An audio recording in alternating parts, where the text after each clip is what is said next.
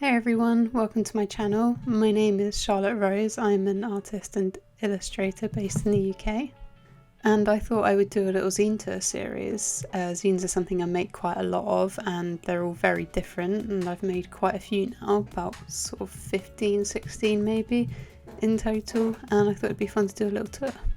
So first up is Beneath Our Skin. This is the first zine I ever made, and it's an educational zine on super basic human anatomy. This is where my mission to make science and medicine fun and engaging subjects started, so I tried to make it really bright and colourful and graphic. So for a bit of context, I've always really loved science and medicine. They're subjects that have always really fascinated me, particularly anatomy and historical medicine. They're subjects that I do a lot of research about constantly. I love reading about them, and I make a lot of artwork to do with them or inspired by them. I've got a whole bookcase filled with sort of vintage medical books, really beautifully illustrated books, including this Grey's Anatomy illustrated by Henry Carter.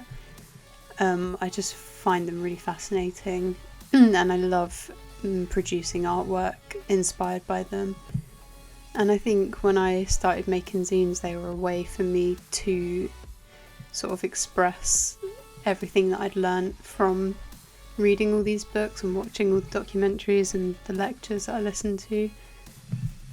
I think I just wanted to express how incredible they are as subjects and how fascinating they can be, and I think science is often a subject that people find either boring or intimidating if it's a subject they do want to know more about, but all the books they read are really wordy or really technical, and it's a lot to get your head around if you have little to no knowledge about the subject. So I think my aim was to make zines, sort of short zines, short snippets of information about various areas of science and medicine, so people had almost kind of bite-sized chunks of information so that they can just learn the bare basics of areas they want to know more about without becoming overwhelmed by a 500-page book. And I felt that by making them bright and colourful and very graphically illustrated, that maybe might make it more engaging and hopefully make science and medicine a more exciting subject to children as well. So the books here in the video are just a couple that I've chosen from my vast collection of science and medical books. I just wanted to show you a few examples because I'm incredibly proud of my collection of books, and I also just think it's really interesting to see someone's research and inspiration next to their final piece. My illustrations are nothing like the ones in these books, but this is where I got all my knowledge from. This is where I learned to draw anatomy. All my illustrations are very graphic and stylized, particularly in this scene, but they still work as diagrams because I have that background knowledge from going to museums, reading books, watching documentaries, listening to lectures. And I think it's one of those things that once you've learned the rules, once you know how to draw anatomy, you can distort it and break the rules and draw it in your own style and therefore make art from it. For me, it just highlights the importance of research. So while I was filming, my cat Pedro decided to get involved. I very rudely decided to set up on his favourite spot right in front of the window where he can look out and watch our neighbours and our neighbour's dog and all the birds. So yeah, my apologies, but this is Pedro. He's a big floofster and he's nearly 2 years old. Anyway, on to the actual zine tour now. So as I said earlier, this was the first zine I ever actually made. So I made it about 7 years ago now. It was my first year of uni.